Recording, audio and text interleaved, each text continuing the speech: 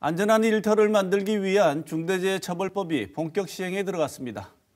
이 법에는 노동자가 산업재해로 숨지면 사업주나 경영 책임자 등을 처벌할 수 있는 내용이 담겨 있습니다.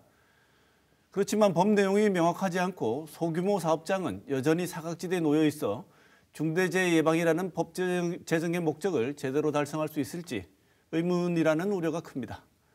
오늘 시사톡톡에서는 시행에 들어간 중대재해처벌법의 실효성을 살펴보고 앞으로의 보완점을 점검해 보겠습니다.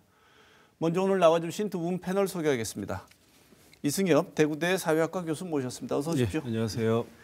김용현 대구 경북연구원 경제일자리연구실 연구위원 모셨습니다. 어서 오십시오. 안녕하세요. 네. 저희들이 지난해 여름이죠. 중대재해처벌 등에 관한 법률 시행령이 입법 예고됐을 때 그때 우리 시사톡톡에서 점검을 한번 한 적이 있습니다. 오늘은 법 시행 후에 산업 현장 상황과 실효성을 한번 점검을 해보도록 하겠습니다. 지금 중대재해처벌법 시행이 어느 정도로 진척이 되고 있고 현장에서는 어떻게 받아들여지고 있는지 현 주소를 먼저 한번 살펴보도록 하죠. 1월 27일이죠. 중대재해처벌법이 시행이 시작됐습니다. 기존의 산업안전보건법과 가장 달라진 점, 새로운 법이 시행이 됐는데 이 변화가 있는 지점이 뭔지 다시 한번 확인을 해보고 시작을 하도록 하겠습니다. 이승엽 교수님 말씀 주실까요? 예. 기존의 산업안전보건법이 있었음에도 불구하고 중대재해처벌법이라고 하는 법률이 만들어진 취지를 사실은 살짝 이제 저희가 살펴볼 필요가 있는데 네. 왜냐하면 산업안전보건법이 있음에도 불구하고 이 산재 사고, 사망 사고가 굉장히 이제 많이 줄지 않고 있다. 네. 그러니까 상당히 급격하게 증가하던 추세는 꺾이긴 했는데 그럼에도 불구하고 여전히 그 감소 추이가 굉장히 완만하기 때문에 사망 사고가 많이 일어난다라는 네. 거죠. 그래서 왜 이거를 이런 식으로 사망 사고가 줄어들지 않느냐를 따져봤더니 그러니까 현장에서 이행해야 되는 산업안전보건 조치만으로는 부족하다라는 취지에서 이제 이 소위 말하는 중대재해처벌법이라고 하는 게 만들어졌습니다. 그래서 그 기존의 산업안전보건법 자체는 그대로 유지가 되고 이제 별도 법으로 이 중대재해처벌법이 만들어졌는데 산업안전보건법이라고 하는 거는 간단하게 말씀드리면 현장에서 일을 하는 작업자들이 준수해야 되는 조치 중심으로 돼 있습니다. 네. 그런데 이 중대재해처벌법이라고 하는 거는 최종 결정권자인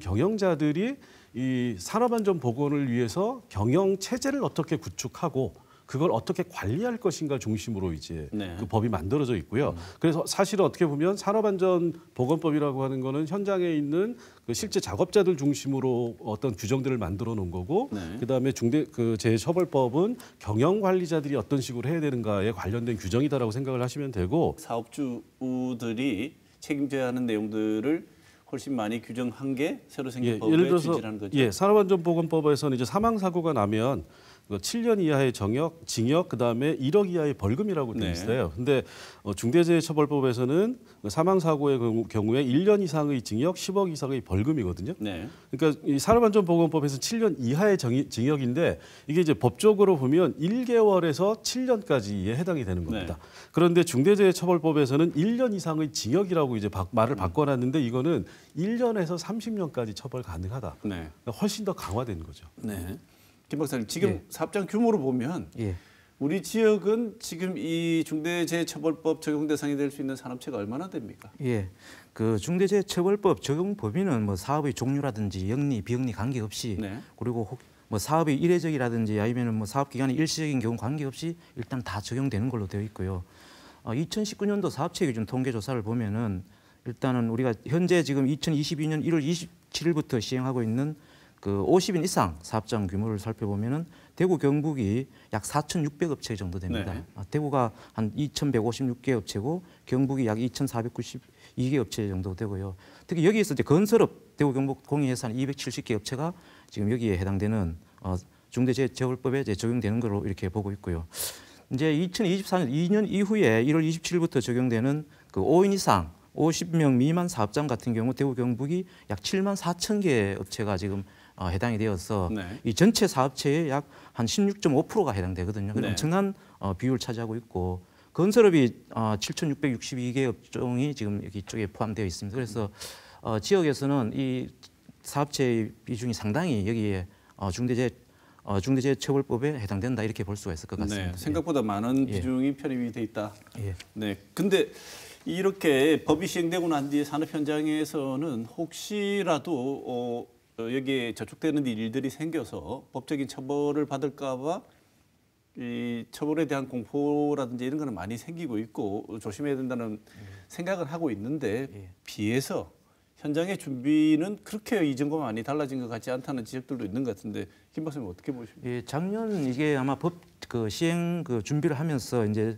실태로서 이런 게 많이 좀 되었습니다. 중소기업 중앙회 조사에 따르면 50인 이상 당시 50인 이상 기업의 약 67%가 사실은 중대재해법 준수가 어렵다 이렇게 네. 응답을 했고요. 특히 여기서 이제 우리가 50인 이상 100인 이하는 더 그 비중이 높게 나타나고 있고요. 특히 이제 우리가 왜 이 기업들이 이런 준비가 좀 덜 되냐고 이렇게 봤을 경우에 뭐 1년 정도의 있던 준비 기간이 있었지만 이 안전보건 확보의 의무 내용이 4가지 정도가 있습니다. 여기에는 네.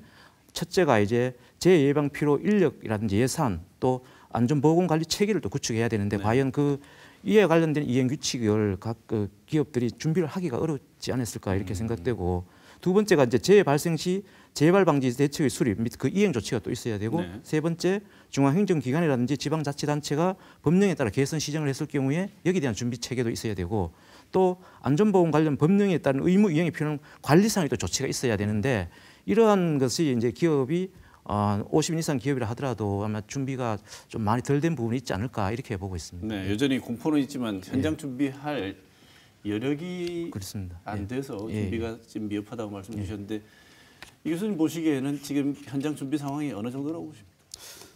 제가 보기에도 현장 준비는 그다지 많이 되어 있지는 않은 것 같아요. 네. 근데 이제 그 이유는 뭐 조금 전에 말씀하셨듯이 이제 법이 처음 만들어진 거고 시행 초기이기 때문에 이 법의 적용 대상이 되는 이제 사업주 또는 이제 경영 책임자 및 그에 준하는 자라고 되어 있는 네. 최고 경영층이라고 하는 분들이 처벌에 대한 공포는 높지만 구체적으로 이 법을 준수하기 위해서 우리가 뭘 해야 되는지에 대한 그 감이 전혀 없으신 것 같아요. 그리고 또 이 노동부나 저희 정부에서도 그러니까 무엇을 해야 된다라고 이제 명확하게 얘기를 해주는 게 없다 보니까 준비의 필요성은 느끼겠죠. 처벌을 받고 싶지 않으니까. 그렇다면 뭘 해야 되는데 예산과 인력이 있더라도 이걸 우리가 뭘 해야 되느냐라고 하는 측면에서 굉장히 고민이 많다. 그렇다 보니까 고민은 하고 있지만 준비는 제대로 안 되고 있는 거고 네. 제가 보기에는 이런 측면에서 보면 사실 이제 아까 말씀드렸듯이 경영 책임자 등에게 안전 및 보건 확보 의무라고 해가지고 이제 법률에서 4가지를 정해놓고 있고 그다음에 시행령에서 한 13개 정도의 조치를 사실은 얘기를 하고 있어요. 네. 근데 이제 이 조치의 각각의 내용들을 다 하기가 처음에 준비하기 쉽지 않잖아요. 그러면 사실 중앙정부에서 그러니까 핵심적인 조치가 무엇인지 그리고 그 조치를 이행하기 위해서는 어떤 걸 해야 되는지에 대한 얘기를 해줘야 되는데 그게 얘기가 없습니다. 근데 제가 보기에는 사실은 이 제일 중요한 거는 뭐냐면 전담 조직을 만들고 그다음에 그 전담 조직을 통해서 관련 종사 현장에서 일을 하는 또는 그 일을 지휘 감독하는 사람들 예를 들어서 뭐 거기에는 그 직고용된 분들도 있고 파견이나 용역 노무를 하시는 분들도 있기 때문에 이런 분들의 이해관계를 산업안전과 관련해서 그 전담 조직이 모아가지고 개선 조치를 마련하는 이 프로세스가 제일 중요하거든요. 네. 근데 이제 이 프로세스를 어떻게 해야 된다라고 하는 거를 빨리 명확하게 좀 얘기를 해줘야 됩니다. 네. 지금 말씀을 들어보면 기본적으로 제시됐던 4가지 영역이 있고 그다음에 시행령에서 규정하고 있는 내용들도 있다고 말씀을 주셨는데 여기에 대해서는 경총이나 경영자들의 연합회라고 할 수 있는 여러 곳 그다음에 이것을 시행하겠다고 하고 있는 주체인 고용노동부 여기에서 교육을 하거나 어느 정도의 정보를 제공하고 어떤 게 필요하다고 하는 이런 절차들이 있지 않았겠습니까? 기본적인 설명 가이드라인이나 뭐 이런 것들은 경총이나 중소기업중앙회나 노동부나 뭐 이렇게 여러 가지 자료들을 만들어내고 있는데 이제 제가 쭉 본 바에 의하면 이게 기본적인 법에 대한 이해를 높이는 정도의 해설 요 정도이지 실질적으로 이행 가능한 어떤 내용들을 담고 있지는 않습니다. 그래서 군데군데 이제 전문가들이 이러저런 생각들을 이제 얘기해주고 있는 거고 그래서 아까 말씀드렸듯이 전담 조직과 관련 종사자 의견 청취 관련해 가지고는 그래서 이제 일부 전문가들은 산업안전보건법에 따라서 지금 의무적으로 만들도록 되어 있는 산업안전보건위원회라고 하는 게 네. 이제 노동자 대표나 이런 거를 모아가 같이 얘기를 하도록 돼 있거든요.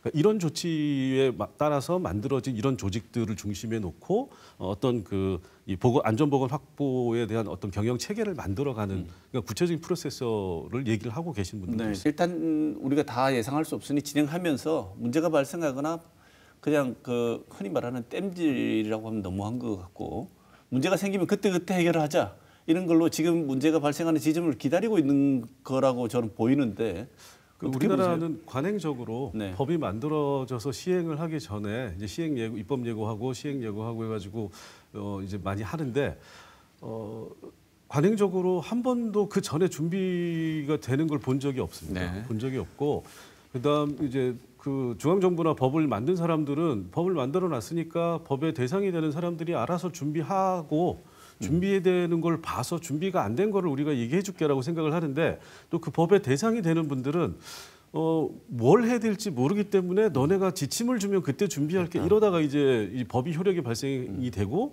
그러다 보면 시간이 없다. 준비가 안 돼 있다. 네. 이렇게 또 얘기를 하면 준비가 안 돼 있는 그게 과정이니까 지금 또 정확한 지금 모습이잖아요. 네. 그럼 이제 연기해줄게라는 뭐 이런 식의 방식으로 계속 이걸 피해가고 그러니까 실제로 법이 만들어지더라도 실제 시행되는 거는 효력 발생일보다도 한 2, 3년 있다가 발생한다라는 생각들을 가지고 이제 네. 임하다 보니까 이 중대재해처벌법도 똑같은 방식으로 지금 진행이 돼서 준비가 안 돼 있는 거라고 보시면 될 것 같습니다. 네. 근데 이 중대재해처벌법 취지, 입법 취지가 일터를 안전하게 만들고 그동안 뭐 언론에서 계속 얼마 전까지도 계속 보도가 되지만 계속 목숨을 잃는 일들이 발생하지 않습니까? 예. 그래서 다른 건 몰라도 이 일하는 분들의 생명을 보호하기 위한 조치로 이게 이제 입법이 되고 한 건데 시행령이 발표되고 이제 실시가 되자마자 처벌을 면하는 회피책이 실시를 하기 위해서 열심히 고민하는 게 아니고 어떻게 하면 피할 수 있을까 회피책을 먼저 고민하고 있는 현상이 벌어지고 있다고 하는데 이런 건 어떤 상황입니까? 예, 뭐 우리가 알고 있는 대기업들 같은 경우는 이미 부사장 중심으로 해가지고 네. 최고 안전 보건 책임자라고 이렇게 지정을 했습니다. 네. CSO라고 할 수 있는데 네. 실제로 아까 우리 사회자님 말씀과 같이 이분들이 이제 그러니까 말은 이제 안전 보건의 책임을 강화했다고 하지만 실제로 이제 중대재해 발생 시 언어가 처벌을 면하는 것을 좀 회피하기 위한 그런 방패막이 아니었나 네. 이렇게 판단이 되고. 또 한 가지는 이제 좀 아까 50인 이상 한 100인 정도 되는 그 사업체 같은 경우는 당초에 이제 최고 CEO가 아니죠. 근데 팀장급이나 사업장의 어떤 책임자인데 이 사람들을 이제 그 CEO급으로 그러니까 명칭만 이제 임원으로 이렇게 올리는 그런 어떤 해서 뭐 외양을 보여주는 그런 네. 형태로 지금 나타나고 있습니다. 이거는 영화 같은데 보면 그 조폭들이 그 술집 같은 업소 관리할 때 쓰는 바지 사장 아닙니까?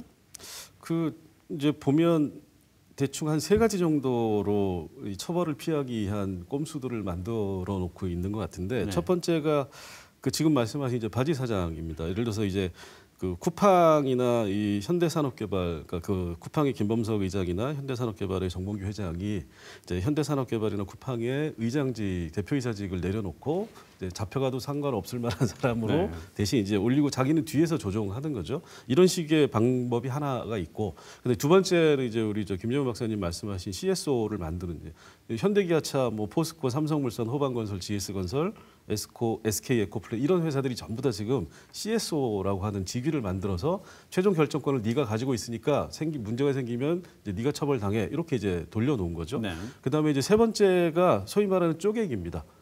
예를 들어 이제 이 법의 적용 대상이 5인 미만은 제외되는 거잖아요. 그리고 일단 2024년부터 이제 50인 미만 이제 되는 거니까 그러니까 5인에서 50인 미만까지 적용되다 보니까 여기 기준이 상시 근로자 기준으로 5인인 거잖아요. 그러면 이제 10인이면 상시 근로자 5인이 안 되는 방식으로 두 개로 회사를 쪼개고 네. 그다음에 거기에 이제 그 비정규직을 끼워 넣은 이런 식으로 상시 근로자가 5인이나 소위 기준이 되는 50인이 안 되는 방식으로 회사를 쪼개는 경우 이게 이제 실제로 가능한 게 건설 같은 또는 제조업 분야 같은 경우에는 이제 다단계 하청 구조가 많다 보니까 네. 하청의 가장 밑에 들어가는 이 사업체는 5인 미만인 경우가 굉장히 많고 5인 이쪽 쪽에 걸려 있는 경우가 많습니다. 네. 그러면 얼마든지 쪼개기를 통해 가지고 실제로 이제 하청업을 할 수 있는 사례가 많아지는 거기 때문에 현실적으로 이제 이런 것들이 가능하다. 그리고 이런 방식으로 지금 준비를 많이 하고 있다라는 겁니다. 노동자 안전 보호를 위해서 준비를 하라 그랬더니 그런 방법을 동원해 가지고 이제 피할 방법을 찾는군요. 예, 피할 방법을 찾는데 근데 이제 요게 아까 말씀드린 것 중에 바지 사장이나 CSO를 신설하는 방안은 현재로서는 뭐 꼼수로 얘기할 수 있지만 실제로 이런 방식으로 피해가기는 쉽지 않을 것으로 보입니다. 왜 그렇죠? 실질적인 경영 전권을 누가 가지고 행사했느냐가 중요한 거지. CSO라고 하는 직위를 만들어 놓고 실질적인 결정은 다른 사람이 했다 그러면 이 형식적 법에서는 특히나 실체적인 거를 중요시하기 때문에 직위를 누가 가지고 있느냐 중요하지 않습니다. 지금 그런 편법을 동원해서 만들어서 피해 보려고 하지만 아직까지 쉽지 한 않을 번도 우리가 사법적인 판단을 받지 않아서 그런 거지. 예.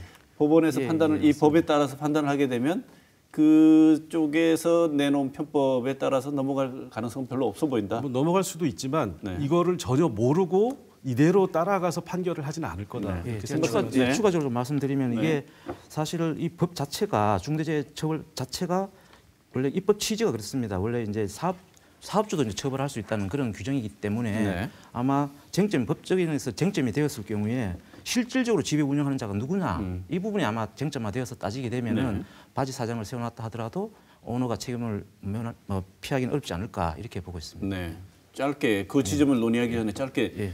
지금 지자체의 대응 정도는 어느 정도라고 평가를 하십니까? 지자체도 이런 내용들을 다루기 위해서는 전문 인력도 좀 보강을 해야 될 것 같고 전담 부서도 생겨야 될 것 같고 한데 지자체가 지금 우리 지자체가 진행하고 있는 내용은 어느 정도라고 평가하시는지요? 예, 뭐 중대 산업재해 예방과 대비로 이렇게 해서 전담 조직 구성이라든지 인력 충원이라든지 뭐 인식 제고 이런 것을 지금 하고 있다고 이렇게 얘기는 하고 있습니다. 그런데 뭐 최근에 대구 같은 경우는 뭐 코로나가 와가지고 코로나 범시민 대책위원회 이런 쪽에서 이제 병행 교육 측면에서 뭐 한다든지 라디오를 통해서 뭐 안전문화 관련 뭐 전파라든지 인식 확산이라든지 이런 정도로 이렇게 하고 있고 또 노동안전팀에 뭐 담당자 3분 정도 있지만 또 비전문가인 그런 형태로 되어 있습니다. 그리고 또 최근에는 이제 시민단체가 이제 대구시 준비 상황에 대해서 좀 미흡하다 이런 성명도 내는 상태이고요. 그리고 또 우리 기초자치단체로 봤을 경우에는 이제 뭐 중구라든지 남구, 달성군, 달서구 정도만 이렇게 그나마 기존 안전 업무에 중대재해 업무를 좀 포괄하는 형태로 지금 진행되어 있고 아마 차차 뭐 하겠지만 좀 우리 대구뿐만 아니라 다른 지자체도 비슷합니다. 그런데 네. 이렇게 좀 늦어지고 있다 이렇게 말씀드릴 수가 있을 것 같습니다. 네. 지자체 관련해서는 저희가 좀 구분해서 따져볼 필요가 있을 것 같아요. 그러니까 이 중대재해처벌법상의 이 사업주로서 당사자로서 이제 지자체가 관련이 있는 거죠. 그러니까 중대시민재해라고 하는 영역에서 그 어떤 적용 대상이 되는 지자체의 네. 역할. 그럼 이제 이 원료 제조물이나 공중이용시설, 공중교통수단의 설계, 설치, 관리라고 하는 거를 책임지고 있는 당사자로서 이걸 어떻게 우리가 지자체가 대응하느냐라고 하는 측면에서 이제 하나가 있고 두 번째로는 사실은 이제 그 지금 말씀하신 것 중에 이 행정 감독자로서 이 지자체의 역할이 또 있는데 네. 이제 문제가 뭐냐면 이 소위 말하는 이 산업재해 또는 산업안전보건과 관련된 행정 전달 체계라고 하는 게 중앙정부 중심으로 되어 있습니다. 네. 그러니까 지자체가 할 수 있는 역할과 권한이 하나도 없어요. 그래서 근데 이제 문제는 중앙 정부가 이걸 다 커버할 수 있느냐 그러면 커버 못 합니다. 네. 지금 현재 근로감독관이라고 하는 게 있고 산업안전보건 근로감독관이 따로 있어요. 네. 근데 산업안전 근로감독관이 보면 한 명이 한 4,000개 업소를 담당하고 있습니다.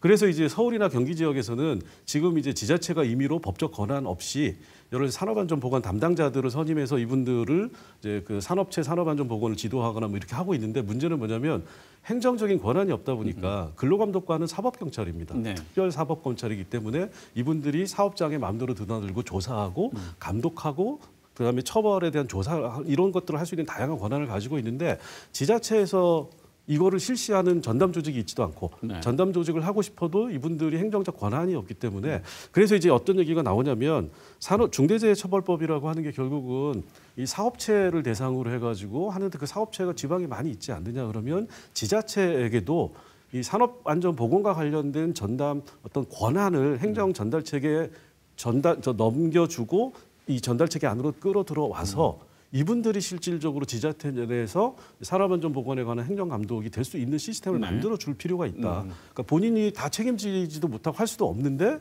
지자체에는 그 권한을 주지도 않으면 지자체가 지금 말씀하신 것처럼 지자체에도 이 산업안전과 관련해서 여러 가지 역할을 해줘야 된다라고 하는 요구들이 많은데 할 수 있는 역할이 없다라는 거죠 지금. 뭘 해보려고 해도 권한 없이는 누가 말을 듣겠습니까? 권한이 없으면 통제도 안 될 텐데 방금 이 교수님 말씀하셨지만 중대재해처벌법 안에 하나가 중대산업재해가 있고요. 그다음에 중대시민재해가 있습니다. 이 중대시민재해는 사실 대부분이 중대산업재해는 익숙하신데 그래도 뉴스를 통해서 많이 들어보셔서 중대시민재해라는 영역이 있다는 것은 익숙하지 않을 것 같아서 김 박사님 중대시민재해가 뭡니까? 예, 그 이번에 이제 그 법에서 이게 들어왔는 건데요. 최초로 이제 들어왔습니다. 그런데 이제 주로 보면은 시민재해는 특정 원료라든지 혹은 이제 그 공중이용시설 또는 공중교통수단과 관련해서 이렇게 이런 설치라든지 뭐 이런 결함 원인으로 인해서 발생하는 피해에 대해서 이제 재해로 규정하고 이거에 대한 이제 책임을 질 수 있도록 하는 건데 예를 들어서 이제 뭐 대구시라든지 경상북도의 공공시설물이라든지 놀이터 이런 공공시설에서 일어나는 여러 가지 뭐 인명피해 예를 들어 중대재해가 발생했을 경우에 거기에 대한 책임은 단체장이 질 수밖에 없는 그런 지금 그 시각으로 볼 수가 있다고 볼 수 있습니다. 예. 이 교수님 말씀하신 것처럼 지자체가 가지고 있는 측면이 한쪽은 이 중대산업재해를 예방하고 통제하고 관리하는 측면이 하나가 있고 또 중대시민재해 같은 경우에는 본인이 경영자나 사업주처럼 처벌의 당사자가 될 수 있는 이런 측면이 될 수 있는 게 중대시민재해란 말씀이시죠. 그런데 여기에 대해서 판례가 거의 없지 않습니까? 시작된 지 얼마 안 됐으니까 참고할 만한 내용도 없고. 없는 거고요. 그 중대시민재해에서 지금 한 가지 빠져 있는 게 그 공중이용시설 및 공중교통수단 이쪽은 이제 그 소위 말하는 공공 부분 지자체와 관련이 돼 있는 거고 원료 제조물은 쉽게 얘기하면 살균제 생각하시면 됩니다. 그러니까 일반 민간 기업에서 어떤 원료나 제조물과 과정에서 이 시민들에게 피해 산업재해를 미치는 어떤 재해를 미치는 상황이 발생했을 때 그거에 대해서도 처벌하겠다라는 얘기거든요. 그래서 살균제를 만들었는데 그거를 사용하는 이용자인 소비자인 시민이 그 살균제를 사용으로 인해서 어떤 재해를 발생시켰는데 여태까지는 처벌 규정이 없었다라는 거예요.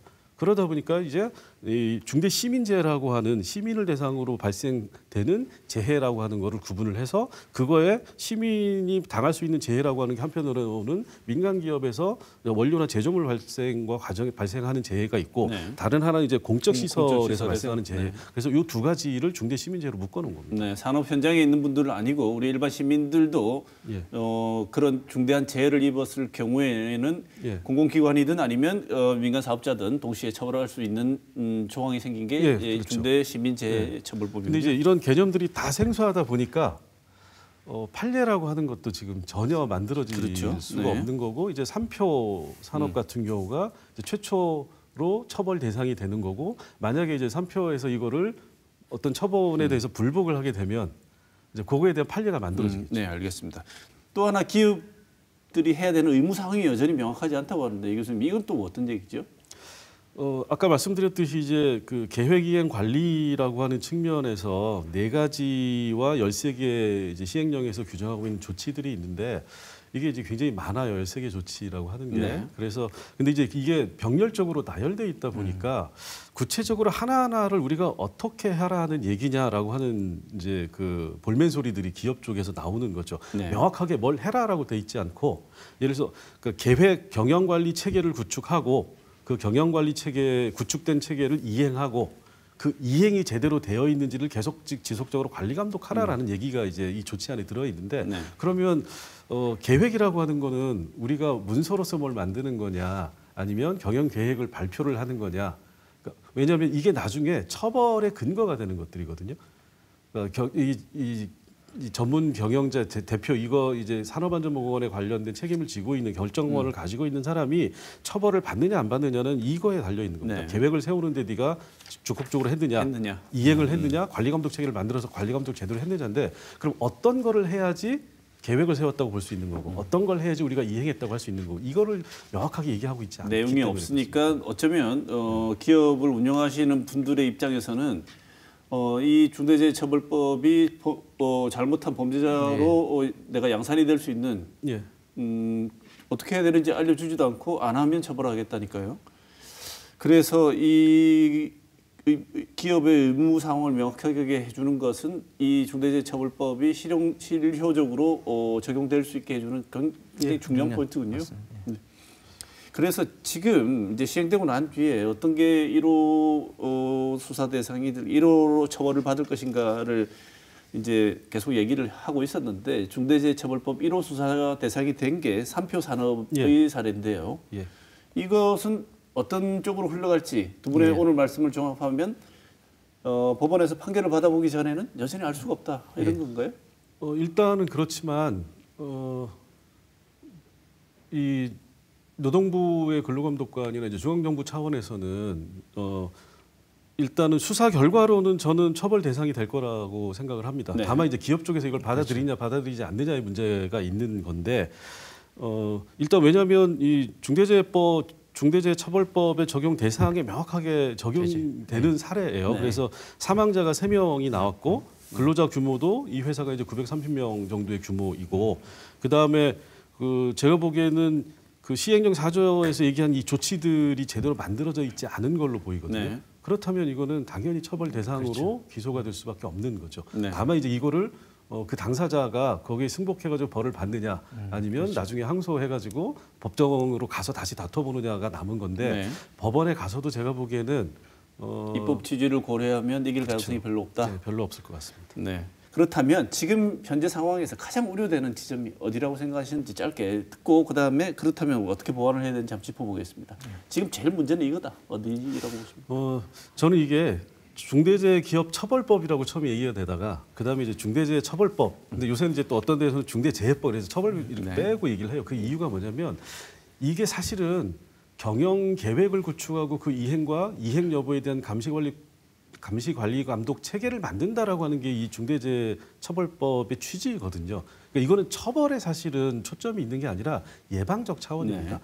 현장에서 실제로 노동자들이 사고를 당하지 않기 위한 작업상의 관리 조치는 산업안전보건법에 구체적으로 다 들어가 있어요. 그러면 이거는 사용자들이 이거에 대한 공포를 가지고 처벌에 대한 두려움을 갖도록 만드는 게 아니라 어떤 거를 준비해야 되느냐라는 거를 중심으로 해서 홍보가 되고 정책에 대한 지도 감독이 이루어져야 되는데 이게 너무 너 처벌받으니까 빨리 준비해, 너 처벌받으니까 빨리 준비해라고 하는 방식으로 하니까 이게 잘못 받아들여지고 있다. 네. 그런 측면에서 이 법의 취지를 살리는 방향으로 정책 홍보나 정책에 대한 어떤 준비나 대응 자체가 좀 바뀔 필요가 있다는 생각이 듭니다. 프레임을 전환해라. 예. 방점을 처벌이 아니고 예방에 찍어달라. 예, 네, 김 저도 박사님.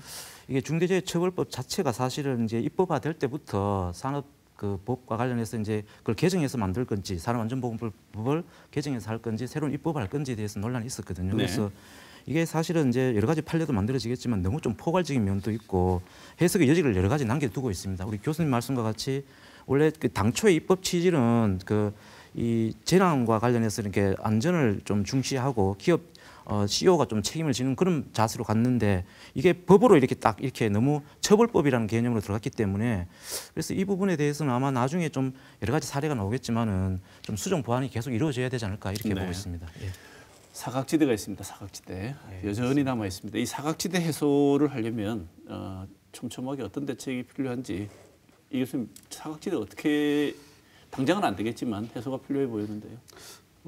이제 뭐 아까 모두에 말씀드렸지만 이 사각지대의 대표적인 게 법적으로 5인 미만 사업장이 빠져 있어요. 그 다음에 50인 미만, 5인에서 50인 미만은 2024년부터 시행하는 걸로 돼 있잖아요. 그런데 고용노동부가 이제 그 올해 1월 11일에 보도 자료 낸 거를 보면 이 사망 사고의 대부분이 어디에서 발생하냐면 중소사업장에서 발생을 합니다. 그래서 제조업의 50인 미만 사업장이 차지하는 사망 사고 비율이 78.6%. 그다음에 건설업종 같은 경우에 50억 미만에서 발생하는 게 그러니까 이 작년 기준이 71.5%입니다. 네. 그리고 그러니까 제가 통계를 보니까 5인 이하 사업장이 한 30몇 프로가 되고 50인 이하가 또 30몇 프로 돼서 양쪽을 합치면 거의 한 70% 가까이 됩니다. 네. 근데 5인 미만 제일 중대재해처벌법이라고 하는 거는 산재 사고를 예방하고 노동자들이 다치고 사망하지 않도록 만들기 위한 거면 사망 사고나 다치는 것이 가장 많이 발생하는 지점을 정책의 어떤 그 대상으로 삼고 법을 만들어야 되는데 사망 사고 비중이 낮은 대기업이나 규모 있는 기업체를 중심으로 법을 만들어 놓으면 그러니까 이제 이게 문제가 될 수밖에 네. 없는 거죠. 그다음 두 번째는 뭐냐면 5인 이하 사업체, 50인 이하 사업체는 사실은 대부분 사내하도급이나 이 도급 외주 용역업체들입니다. 네. 그리고 이게 소규모 업체, 이게 겹치는 부분이거든요. 그러면 중대재해처벌법에서는 사실은 소규모 업체하고 이 소위 말하는 도급, 사내하청, 외주 용역이라고 하는 부분을 중점적으로 저는 다뤘어야 되는데 딱 하나의 조항으로만 모든 게 묶여져 있습니다. 네. 그래서 그러니까 이렇다 보니까 이게 사각지대가 발생 안 할 수가 없는 거죠. 정작 진정한 노동자의 안전을 위한 것이 아니고 빠져나가는 길을 알려주는 컨설팅 회사. 여기가 흔히 쉽게 말하는 노가 나지 않겠느냐. 정작 필요한 제도는 시행이 안 되고 이런 우려들도 있습니다. 어떻게 보십니까? 아니 뭐 저는 개인적으로 로펌이나 안전관리 회사, 뭐 안전관리 협회도 많이 있고 그다음에 이제 컨설팅 업체들이 뭐 이 시장에서 돈을 벌어가는 거를 나쁘게 보진 않아요. 다만 뭐냐면 이분들이 중대재해처벌법의 기본 취지를 이해하고 그거에 따라서 어떤 식으로 사업체가 안전관리와 관련된 계획들을 체계적으로 경영 전략으로서 만들어가고 그거를 어떤 경영 전략에 통합시키고 이걸 이행하고 점검하느냐에 대한 올바른 컨설팅을 해주고 자문을 해주면 저는 좋다고 보는데 네. 문제는 뭐냐면 말씀 지적하신 것들처럼 이 업체들이나 이런 분들이 어떻게 하면 대표이사가 처벌을 안 받느냐에 대한 자문만 해주면 저는 이게 상당한 문제라고 네. 보이는데 지금 현재는 이거에 더 많은 관심을 가지고 있는 것 같아요. 네. 그래서 저는 이런 문제는 사실은 중소기업에 대해서는 원청의 책임성을 높이는 방식으로 가야 된다. 왜냐하면 굉장히 많은 업체들이 사내하도급의 형태를 가지고 네. 그러니까 원청의 사업장에서 원청의 또는 시설 도구를 가지고 사업을 운영하기 때문에 결국은 이 사망 사고라고 하는 게 대부분 시설과 관련해서 발생을 하는 거잖아요. 네. 그러면 원청의 책임성을 높여줘야 되고 그 원청의 책임성을 높이기 위해서는 사실 이제 불법 파견이나 도급과 관련된 것들을 같이 건드려줘야 네. 됩니다. 왜냐하면 산업안전보건 조치에 관련해서 사용자들이 사실은 법적으로는 이미 이제 이 문제가 해결이 됐음에도 불구하고 꺼려하는 이유가 뭐냐면 내가 사내하도급을 쓰고 있는데 300인, 뭐 500인 정도의 규모의 이제 사업체인데 사내하도급을 한 두세 개 업체를 쓰고 있어요. 그러면 그 사내하도급 업체의 노동자들에게 내가 안전연구를 지급하면 이거 내가 실질적인 지휘감독권을 행사했다고 해서 불법 파견으로 판결을 받지 않을까라고 하는 두려움들이 있어요. 네. 근데 사실 그렇지 않거든요. 지금은. 산업안전보건법에서 원청 사업체가 산업안전보건 관련된 조치를 사내하도급 업체에 할 수도 있도록 만들어놨기 때문에 근데 이런 부분이 사실은 사용자들이 전혀 잘 모르고 있는 영역이기 때문에 그러니까 이런 책임성들과 관련된 법적 제도적인 규정들을 풀어주고 그다음에 실질적으로 자기 사업체에 대한 책임성을 책임지고 산업안전보건 어떤 책임 정책을 할 수 있도록 만들어줘야만 그러니까 이 상당수의 중소규모의 사업체 노동자들의 산업안전보건이 훨씬 더 향상될 수 있다. 근데 이런 것들에 대한 논의가 없다. 이게 네. 가장 큰 문제라고 볼 수 있습니다. 지난 주말 있죠. 김용균 씨 돌아가신 김용균 씨에 대한 판결을 봐도 법적인 요건에서 이 원하청 문제를 건드려 주지 않으면 법원에서도 어떻게 처벌할 규정 뭐 재간이 없는 것처럼 보이기도 해요. 그래서 무죄 선고가 나왔죠. 네, 무죄 선고가 나왔는데 그게 법원 입장에서는 처벌하고 그렇죠. 싶어도 법적 근거가 없습니다. 예, 그렇습니다. 그래서 이 방금 말씀 주신 것처럼 중소기업을 사실상 보호하고 싶으면 법적인 어떤 그런 미비되는 내용도 좀 보완을 좀 할 필요가 있지 않나 이렇게 보입니다. 예, 제가 좀 네. 이게 아까 우리 교수님 사각지대를 주로 이제 그 기업 규모라든지 이걸 좀 말씀해 주셨는데 실제로 그 이게 그 중대재해가 발생하는 것을 이제 업종별로 보면 잘 아시겠지만 그 전체 건설업에서 많이 일어납니다. 작년에 전체 산업재해에서 인명 피해가 난 그 전체 산업 중에서 건설업이 한 50% 이상이 되거든요. 그래서 이게 그 이 사각지대라고 한다면은 이제 건설업 분야 같은 경우는 좀 세부적으로 그 사건 발생 뭐 케이스라든지 이런 것을 좀 해서 안전 교육을 할 수 있도록 하는 그런 체계가 만들어져야 될 것 같고 또 아까 말씀하셨던 중에 이제 그 플랫폼 노동자들 그런 노동자들이 배달 대행 업체와 위탁 계약을 했을 경우에 그래서 만약에 중대 재해가 발생해서 사망했을 경우에 그 어떻게 할 건지에 대한 그런 문제라든지 뭐 굉장히 많죠. 그래서 이런 거 케이스 바이 케이스를 약간의 어떤 그 기본적인 그 개념 틀을 만들어 가지고 각 업체에서 좀 확인할 수 있도록 할 필요가 있지 않나 이렇게 생각이 네. 들고 또한 이제 우리가 현장에서 그